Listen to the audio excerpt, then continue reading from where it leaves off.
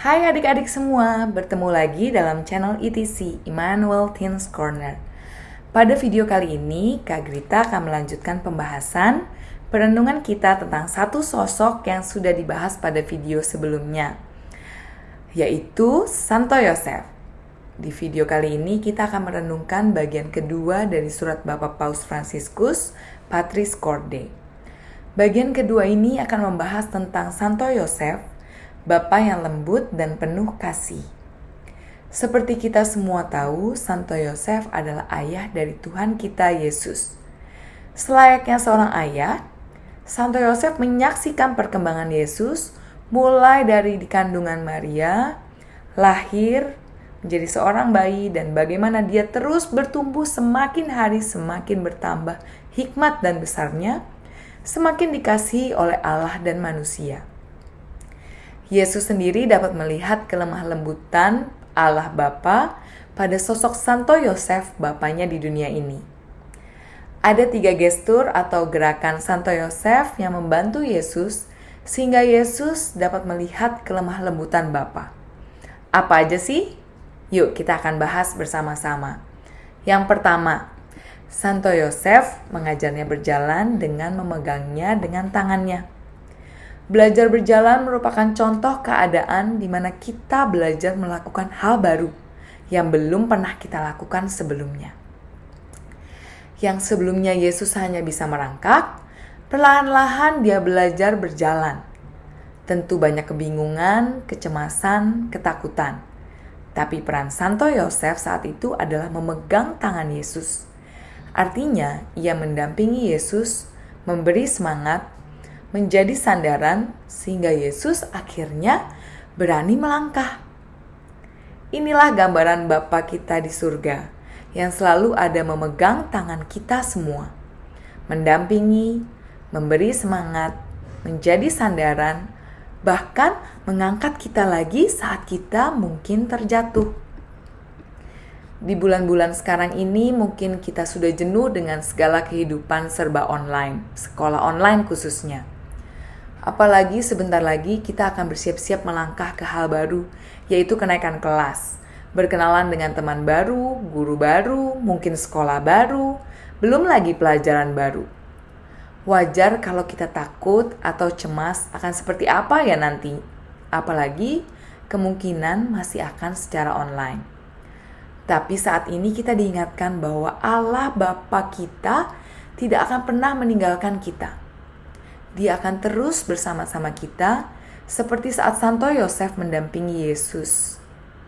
Hanya kita perlu lebih peka menyadari kehadiran Allah lewat orang-orang seperti misalnya guru, orang tua, teman, ataupun lewat hal-hal di sekitar kita yang dipakai Tuhan untuk jadi wujud nyata kasih Allah di dunia ini. Sekarang kita masuk ke gestur kedua dari Santo Yosef. Bagi Yesus, Santo Yosef seperti seorang ayah yang mengangkat seorang anak ke pipinya. Ini menunjukkan bahwa hubungan kasih yang dekat antara Santo Yosef dengan Yesus. Seperti dapat kita lihat di gambar berikut ini, gerakan memeluk dekat di pipi merupakan ungkapan kasih sayang, kasih yang dalam. Kita hanya akan memeluk seseorang jika kita dekat dan sayang dengan orang tersebut. Contohnya, kita bisa dengan mudah memeluk papa, mama, atau kakak adik kita karena kita dekat dengan mereka dan sayang kepada mereka.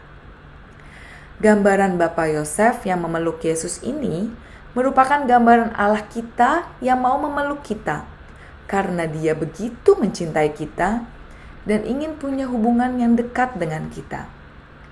Ia mau dekat dengan kita karena apa adanya kita, dengan segala kelemahan dan kelebihan kita. Mungkin kita ada yang mudah marah, kita yang merasa gak punya teman, kita yang sulit mengampuni. Allah mau dekat dengan kita semua. Dia ingin memeluk kita seperti Bapak Yosef memeluk Yesus. Nah, tinggal apakah kita juga mau dekat dengan Allah? Apakah kita mau meluangkan waktu kita untuk berdoa, untuk bertemu dengan Allah lewat misa online, sakramen pengakuan dosa, semua ada di tangan kita. Sekarang kita akan masuk ke gestur ketiga dari Santo Yosef. Santo Yosef dengan membungkuk kepada Yesus untuk memberi Yesus makan. Gerakan ini menunjukkan bahwa Santo Yosef dengan segala kerendahan hati mau turun untuk bisa lebih mendekat lagi kepada Yesus. Sama seperti Yesus sendiri yang turun ke dunia untuk bisa berhubungan langsung dengan manusia, supaya bisa semakin mengerti dan supaya semakin dimengerti oleh manusia. Supaya pada akhirnya Yesus bisa menyelamatkan manusia. Kasih dan kelembutan Santo Yosef ini merupakan gambaran dari kasih dan kelembutan Allah bagi kita. Allah tidak memandang kekurangan kita, kelemahan kita, sebagai hal yang negatif atau buruk. Justru Allah mau bekerja lewat setiap kekurangan dan kelemahan kita. Bagaimana Allah dengan setia dan sabar mengampuni kita dengan belas kasih-Nya lewat sakramen rekonsiliasi atau pengampunan dosa. Kita datang dengan segala dosa-dosa kita, dengan segala kesalahan kita. Allah ada di situ dan siap memeluk kita, mengampuni kita dengan belas kasih-Nya yang tidak ada habisnya. Santo Yosef mengajarkan kita bahwa dengan punya iman kepada Tuhan, artinya kita betul-betul percaya bahwa Allah bisa bekerja lewat ketakutan kita, lewat kekhawatiran kita, dan lewat kelemahan kita. Takut gak bisa naik kelas misalnya saat ini. Serahkan ke Tuhan, berdoa, belajar semaksimal mungkin, dan biarkan Tuhan yang melengkapinya.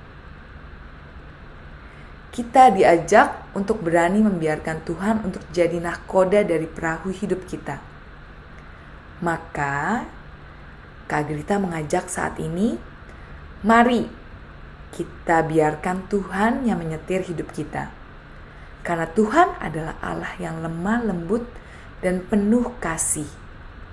Percaya kalau Dia, Allah kita yang paling tahu apa yang terbaik bagi kita, anak-anak yang dikasihinya.